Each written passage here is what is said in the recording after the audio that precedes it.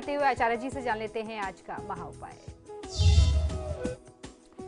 जी बिल्कुल, आज के महा उपाय में मैं आपको बताने वाला हूं कि वास्तु अनुसार आपको अपने घर में जो भी चीजें आप रखते हैं, घर की साज सज्जा जो आप करते हैं, इंटीरियर्स जो आप करते हैं, कौन सी चीज को किस दिशा में रखना चाहिए ये जान लेना बहुत ज्यादा आवश्यक है। तो आइए इसी विषय में आज हम लोग चर्चा करेंगे, कौन सी चीज की जगह सबसे उपयुक्त आपके घर में कौन से कोने पर होती है। आइए इन चीजों को जानते हैं।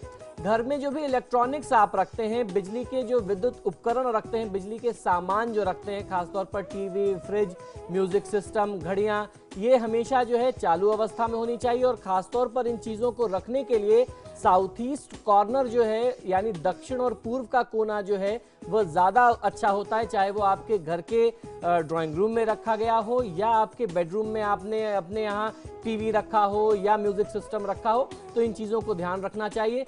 किचन में भी यदि आप फ्रिज रखते हैं तो सबसे पहली प्रायोरिटी जो है वो साउथ ईस्ट कॉर्नर होती है।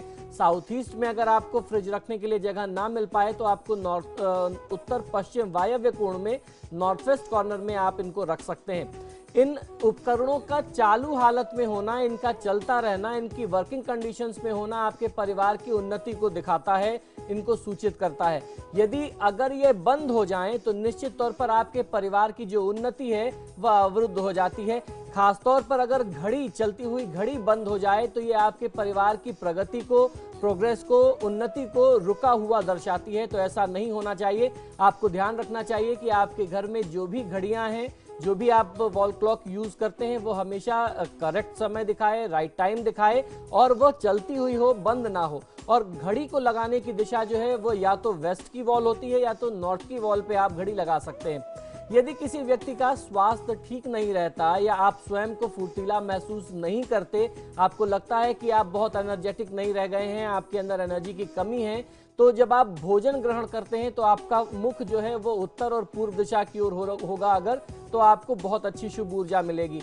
उत्तर और पूर्व यानी नॉर्थ और ईस्ट कॉर्नर की तरफ आप फेस करके बैठें और भोजन करें, जब भी कुछ खाएं तो आपको फायदा मिल सकता है। टेलीफोन जब आप रखते हैं तो टेलीफोन रखने की जो सबसे पहली प्रायोरिटी की जगह है वो है वायव्य कोण, यानी उत्तर और पश्चिम का कोना। अब आप सोचेंगे कि टेलीफोन भी इलेक्ट्रॉनिक में आता है, वायव्य कोण ही क्यों? टेलीफोन को वायव्य कोण में इसलिए रखते हैं क्योंकि जो फोन है वो वाइब्स पे काम करता है, ये जो है ये ऊर्जा पर काम करता है। तो इसलिए वायु का जो कोना होता है वो वायव्य कोण होता है। अगर आप टेलीफोन को वायव्य कोण में रखेंगे तो वहां वो बहुत अच्छे से काम करेगा, बहुत जल्दी खराब नहीं होगा, परेशान नहीं होगा, आपको होना पड़ेगा। और अगर वायव्य कोण ना मिल पाए तब आप इसे आग्नेय कोण में यानी साउथ ईस्ट में रख सकते हैं। अगर आप वायव्य कोण में फोन नहीं रखेंगे, किसी और भी जगह आपने रख दिया, तो ऐसे में फोन का बिल बहुत ज्यादा आता है और इससे व्यक्ति की जो आर्थिक समस्या है वो बहुत ज्यादा खराब हो जाती है। धन संबंधी कागजात जैसे चेकबुक, पासबुक, एटीएम कार्ड्स आदि घर के उत्तरी भाग में नॉर्थ साइड में आप रखेंगे, अपने कमरे के नॉर्थ वॉल के साथ रखेंगे तो आपको फायदा मिलेगा। अगर मान लीजिए नॉर्थ में ऐसी कोई अवेलेबिलिटी नहीं बन पा रही कि आप नॉर्थ में नहीं रख पा रहे, तो इसके अलावा फिर आप ईस्ट में रख सकते हैं। जहां आप नॉर्थ में जरूरी डॉक्यूमेंट्स को, जरूरी दस्तावेजों को रखते हैं, इसके साथ ही आपको श्रीयंत्र या कुबेर यंत्र भी रखना चाहिए, जो आपके लिए धन वृद्धि का स्रोत और बढ़ाएगा, आपके धन की सेविंग्स को और बढ़ाएगा। सोने के कमरे में, खासतौर पर विवाहित जोड़े के कमरे में, जो कोई मैरिड कपल है उनके कमरे में पूजा घर कदापि नहीं बनाना चाहिए। यह बात आपको ध्यान रखनी चाहिए कि सोने के कमरे में एक तो मंदिर बनाना, पूजा का स्थान बना लेना कभी भी उचित नहीं है। खासतौर पर कोई मैरिड कपल है तो उसके कमरे में नहीं रखना चाहिए। यदि स्थानाभाव के कारण ऐसा करना ही पड़े तो पूजा स्थल पर आपको हर तरफ से पर्दे लगा करके रखने चाहिए, उनको पर्दे से ढक देना चाहिए। जब भी आप पूजा करें पर्दे से ढक दें। पूजा स्थान साफ सुथरा रखना चाहिए, इससे उत्तर पूर्व अर्थात ईशान कोण में होना चाहिए। नॉर्थ ईस्ट कॉर्नर में पूजा घर होगा तो बहुत अच्छा लाभ मिलेगा। पूजा घर में आपको कीमती वस्तुएं, धन इत्यादि छिपा करके नहीं रखना चाहिए, ये बात आपको ध्यान रखना है।